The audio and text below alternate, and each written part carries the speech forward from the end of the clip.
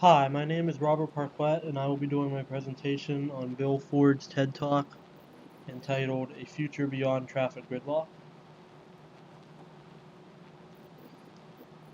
Bill Ford is the great-grandson of Henry Ford on his father's side of the family and Harvey Firestone on his mother's side of the family.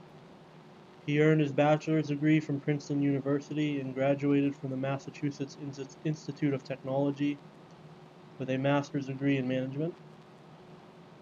He is the former president and CEO and the current executive chairman of the Ford Motor Company. In his talk, he talks about the future of car technology, specifically ways that cars will be able to communicate with each other to relieve traffic gridlock that is likely with the expected increase in the number of cars on the road. He begins by talking about his two passions, cars and the environment. He tells the story of how his love of cars started. When he was about 12 years old, he snuck out of the house and drove a new car that his dad brought home. He ended up crashing the car into the house. He goes on to talk about his first car, a 1975 Ford Mustang, which cemented his passion for cars. He talks about how his great-grandfather, Henry Ford, believed that cars should be affordable so everyone can own one, because with mobility comes freedom and progress, and he shares this view with his grandfather. He then talks about his other passion, the environment. He tells the story of fishing in a stream in northern Michigan as a young boy, and then going back when he was older, and finding a mall and condos in what was once a field next to the stream. Because of this, the idea of environmental preservation resonated with him from a young age. As he read authors like Aldo Leopold in high school, his love and respect for the natural world increased. However, he never thought that his love of nature and his love of cars would conflict. He was surprised when he got to college and his professors were teaching that Ford Motor Company and the Ford family was an example of everything that was wrong with the world, saying that they cared more about profits than progress, and filled the air with pollution. After college and much consideration, he decided to join Ford and see if he could affect change at the company. He goes on to admit that his professors weren't entirely wrong.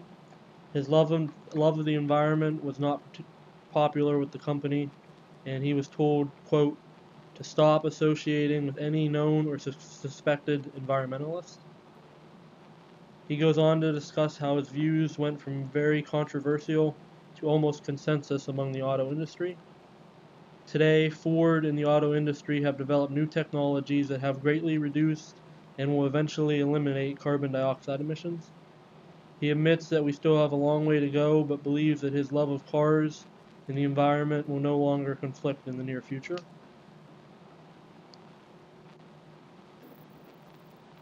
Next, he switches topics to the threat of the freedom of mobility. He says that while the industry is still tackling the problem of lowering the environmental impacts of cars, another problem is looming. The freedom of mobility that his great-grandfather believed in is being threatened as the environment is.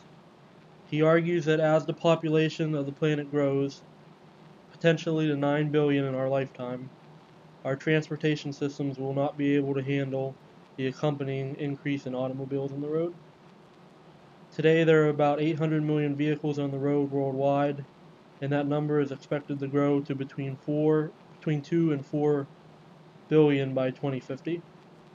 This will greatly increase traffic gridlock worldwide.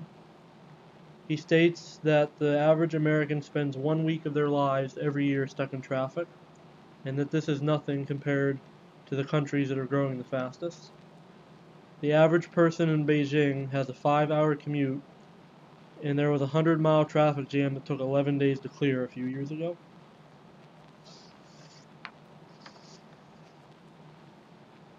He goes on to discuss the effects that global gridlock will have on the world.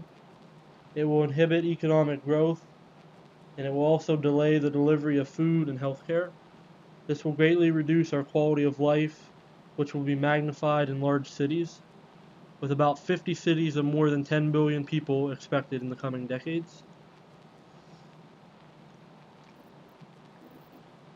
Next, he gives examples of how, or he discusses ways to combat this problem. He argues that the answer to more cars on the road is not simply to build more roads. In addition to building smart cars, we need to build smart roads, smart parking lots, and smart public transportation systems.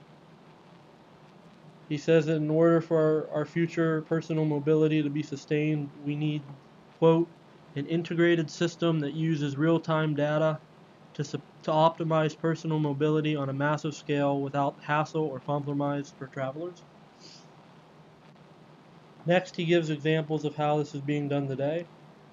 In Abu Dhabi, they use driverless electric vehicles which can communicate with each other and drive on special roads underground. Dedicated vehicle-specific lanes are being created in New York City that will reduce a cross-city trip from 1 hour to 20 minutes. Hong Kong has a public transportation system that ties all of the transportation options, such as buses, trains, and ferries, into a single payment system.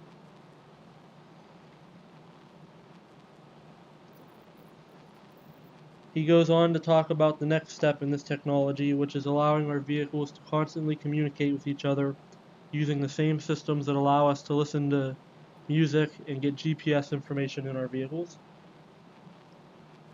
This will allow a car ahead of you that is stuck in traffic to alert your car to a traffic jam, and your car will be able to find an alternative route.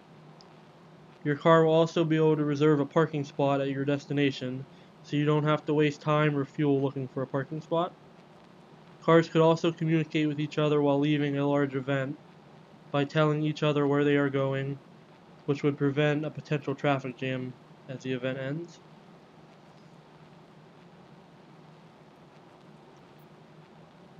Finally, he talks about how this problem of global gridlock is not going to be solved by one simple solution. Instead, it's going to take a network of interconnected systems to solve the problem. This problem is also not going to be solved by one person or particular group. It is going to take some of the world's smartest individuals working together to solve the problem. He says that scientists, inventors, policymakers, and government officials must work together to tackle this problem, and that there will be a different solution in every country. He also mentions that this is a huge business opportunity for entrepreneurs and companies. He argues that if we are going to overcome this problem of global gridlock, we must start today by designing and building infrastructure to support this future technology. He believes we must combat this issue today to preserve our freedom of mobility in the future. One question I would have is what security measures would be taken to prevent these smart cars and smart roads, smart parking lots, and smart public transportation systems from being hacked. A hacker could steal your personal information if your car is connected to a global network and constantly sharing information about where you are and where you are going. Also, smart roads, smart parking lots, and smart public transportation systems could be hacked by cyber terrorists, potentially shutting down an entire city's transportation network. Another question I would have is once all of the cars on the road are fully connected, would drivers have the option to opt out if they do not want to share information with the global network? Some people might think that it is an invasion of their privacy for their vehicles to share information about where they are and where they are going. However, if many people are opting out of sharing information, the technology would be less effective. My final question would be, what infrastructure would be necessary to support this technology,